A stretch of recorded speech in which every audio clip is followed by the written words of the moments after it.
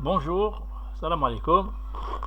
Alors, à travers cette vidéo, je vais montrer un petit peu comment on peut résoudre l'exercice 1 de la série numéro 2. Alors, la série numéro 2 des substances pures. Alors, tout d'abord, vous avez l'exercice 1, donc vous avez tous la série, donc vous avez un tableau comme ça. Donc, on a plusieurs cas, A, B, C, D, etc. Et vous avez la pression en kilopascal, température, le volume spécifique, l'énergie interne spécifique aussi, l'enthalpie spécifique et l'entropie aussi. Donc avec un X ici qui est le titre. Très bien. Alors, l'exercice demande de compléter le tableau. Donc on va compléter tout d'abord le cas petit a. Donc à P égale 5000 et T égale 20. Alors pour cela, en prenant le cas petit a de 5000 kPa qui est égal à 50 bars, parce que vous avez des kilopascals, donc ici c'est 5000 fois 10 puissance 3 pascal, donc ce qui fait c'est 50 bars. Alors, et une température de 20.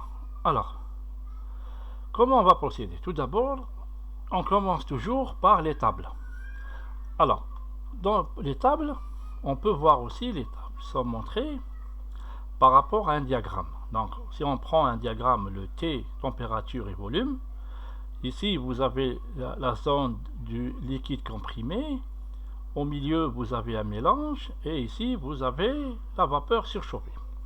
Donc, les tables sont mises avec cette disposition. Donc, table A2 et table A3 correspond le cas d'un mélange.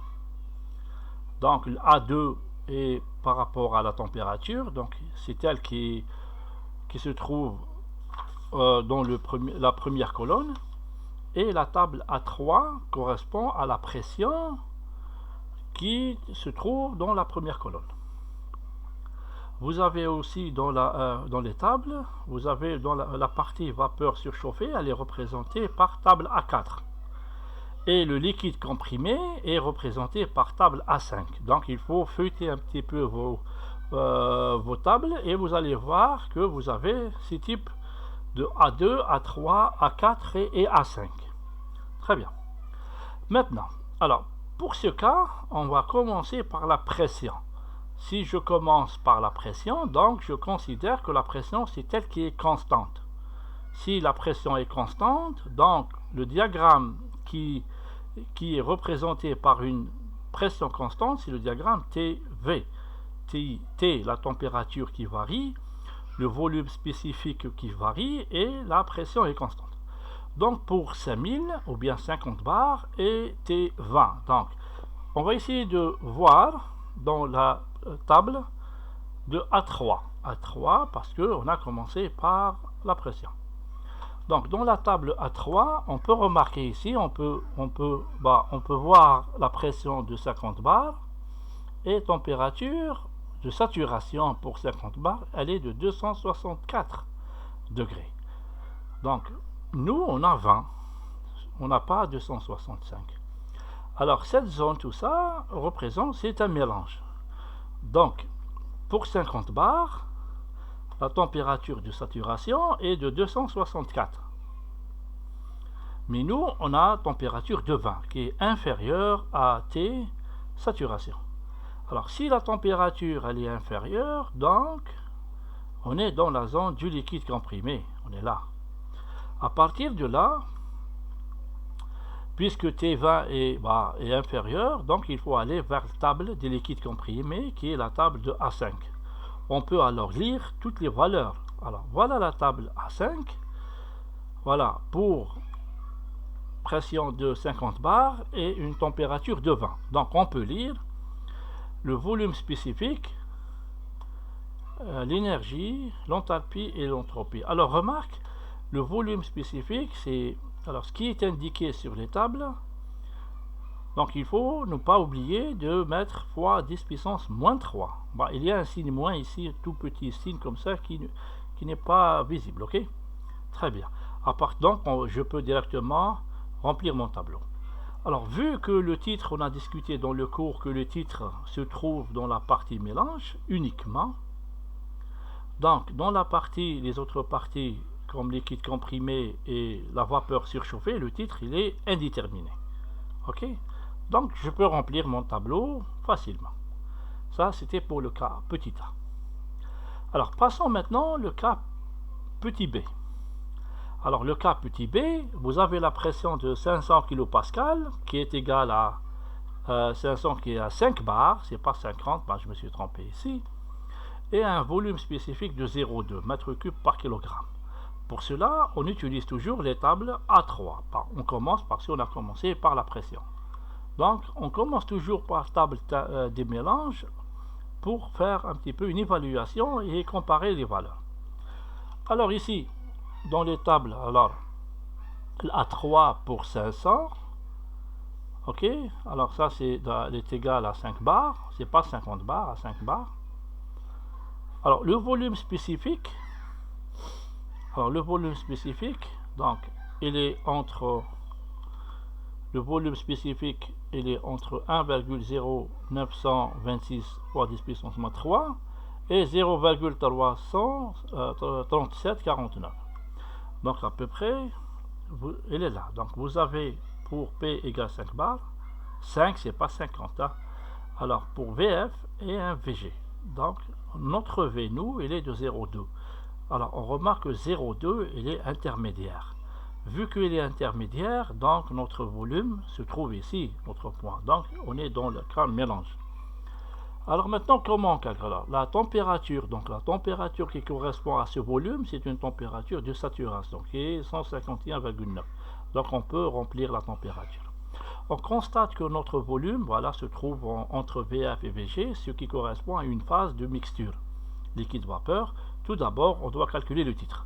Donc maintenant, notre V à peu près il est là, mais on ne sait pas à quel titre, c'est-à-dire 0,5, 0,2, 100% ou 0, etc. Donc on doit le calculer.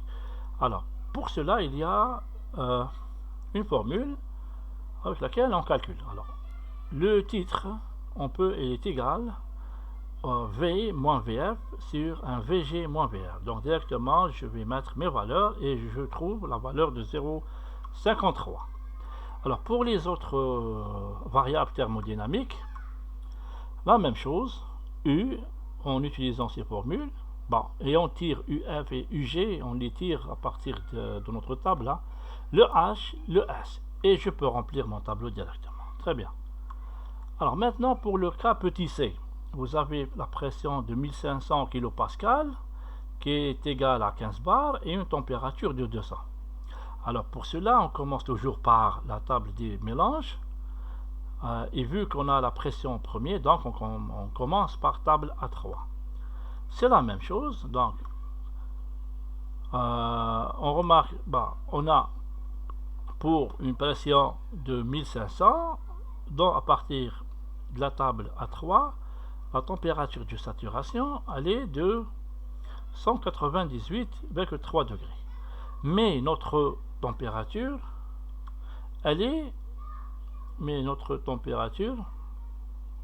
de 200. Donc elle est supérieure. C'est pas, je me suis trompé encore une fois. Hein. C'est de 200. Elle est 200, donc elle est supérieure. Si elle est supérieure, directement vous venez ici, donc on a la vapeur surchauffée.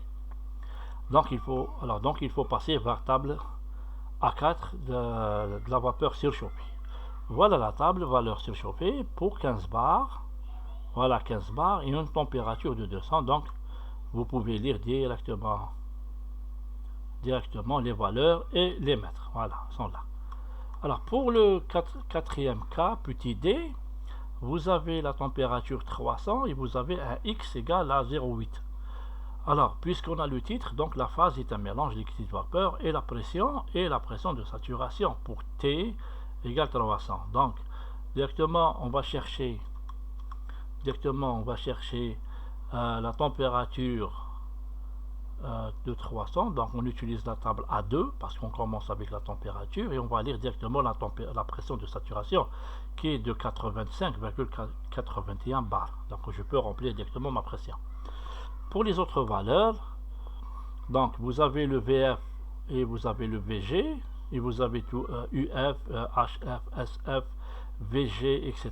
Donc, et vous avez ici les valeurs qu'on doit, les variables thermodynamiques qu'on doit les calculer.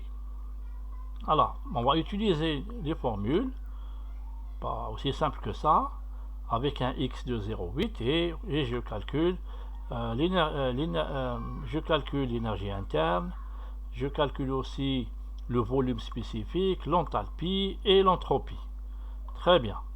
Alors avec ça, on a terminé le premier exercice. Alors, je vais m'arrêter ici pour cette toute petite vidéo qui vous montre un petit peu comment on utilise les tables thermodynamiques. Ok, très bien. Alors, je vous remercie et faites-moi aussi des remarques. Hein. J'attends toujours vos remarques. Et merci bien.